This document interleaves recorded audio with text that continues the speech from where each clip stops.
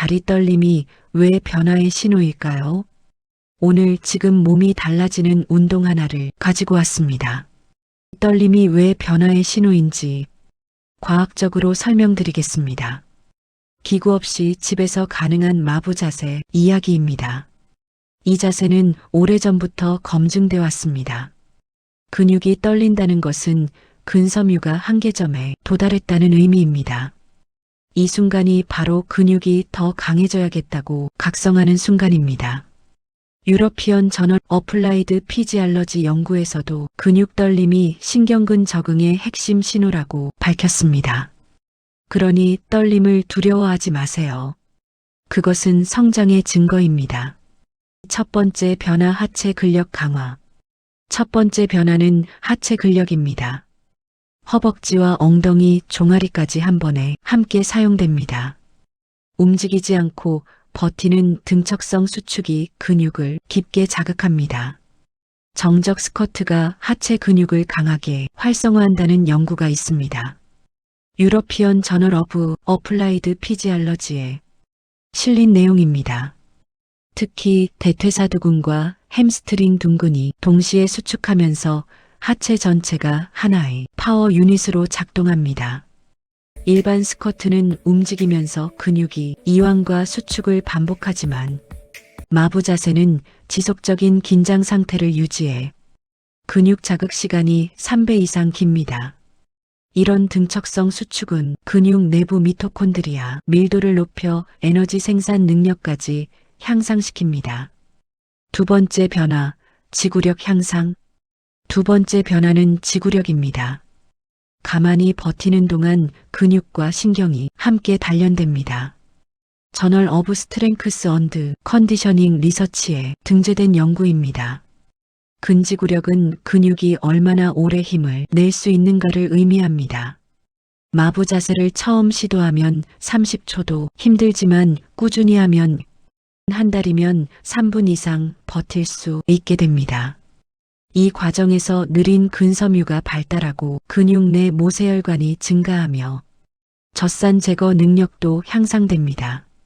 결과적으로 장시간 서서 일하거나 계단을 오르거나 등산을 할 때 훨씬 덜 지치게 됩니다. 심폐기능도 함께 좋아집니다. 자세를 유지하는 동안 심장은 근육에 지속적으로 산소를 공급하면서 효율성이 높아집니다. 세 번째 변화, 균형 감각.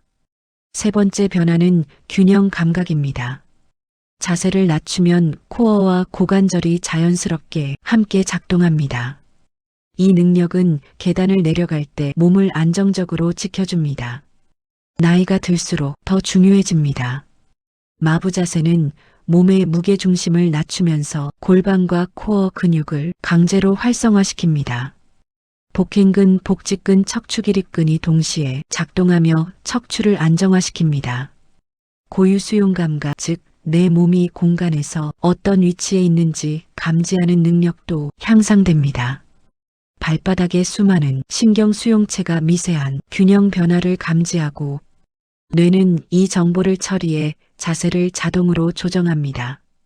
65세 이상 노인의 낙상 사고가 심각한 문제인데 연구에 따르면 균형 운동을 꾸준히 한 그룹은 낙상 위험이 43% 감소했습니다.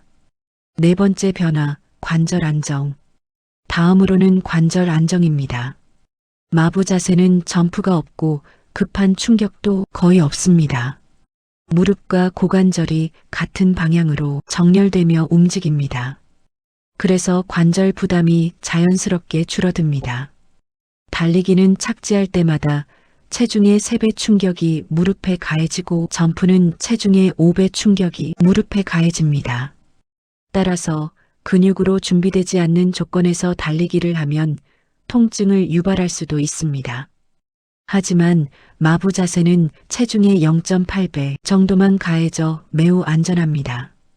더 중요한 점은 관절 주변 근육과 인대가 강화된다는 점입니다. 무릎 주변 슬개건과 십자인대, 측부인대가 모두 안정화되고 관절 연골에 영양분을 공급하는 혈액 순환도 좋아집니다. 관절염 초기 환자를 대상으로 한 8주 연구에서 저강도 등척성 운동을 했더니 통증이 40% 감소하고 가동 범위가 25% 증가했습니다. 무릎이 약한 분들은 각도를 높게 해서 시작하세요. 처음엔 110도 정도로 얕게 앉았다가 점차 깊게 내려가면 됩니다. 정신력과 스트레스 해소. 5번째 변화는 집중력입니다.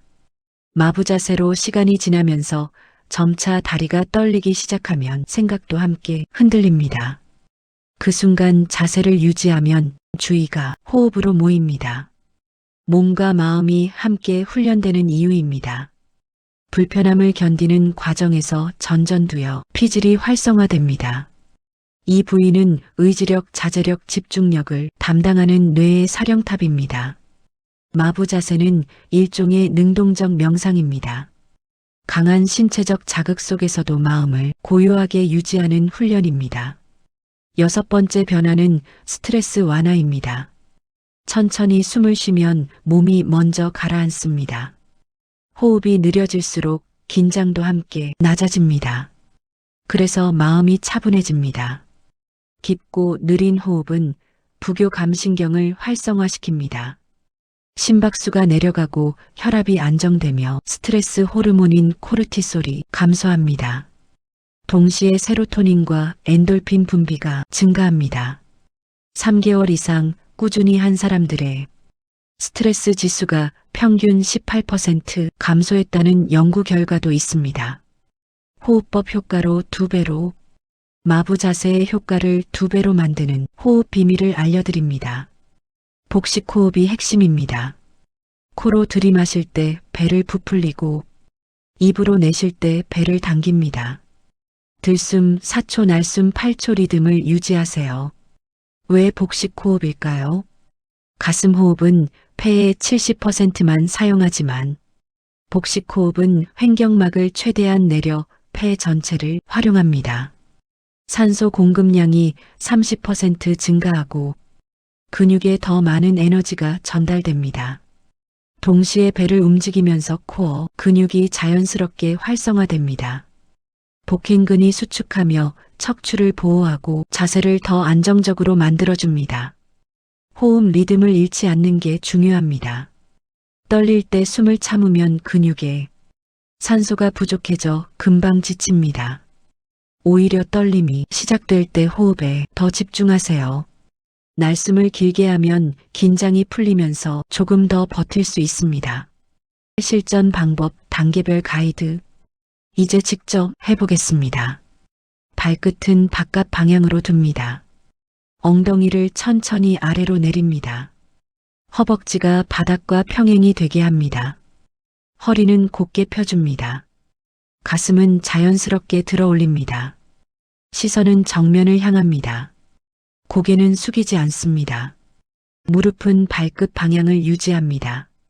안쪽으로 말리지 않게 합니다. 복식 호흡을 유지합니다.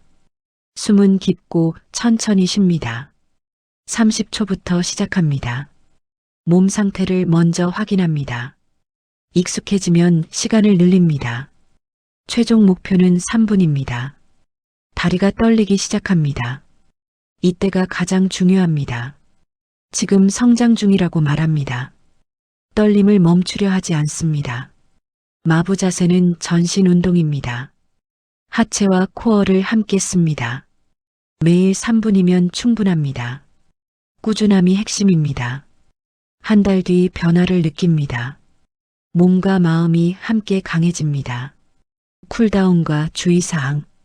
시간이 다 되었으면 천천히 일어나세요. 갑자기 펴면 현기증이 날 수 있습니다. 호흡을 고르게 정리합니다.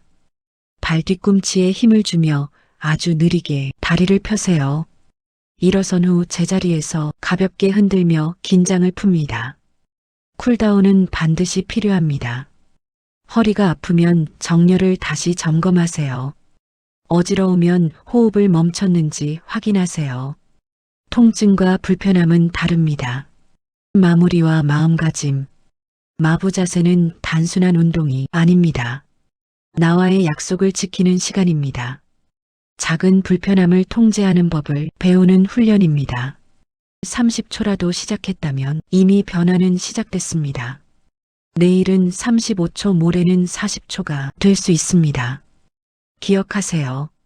다리가 떨리는 그 순간 수천 개의 근섬유들이 성장하고 있다는 순간입니다. 떨림은 성장의 증거입니다. 매일 3분 꾸준히 채널이었습니다.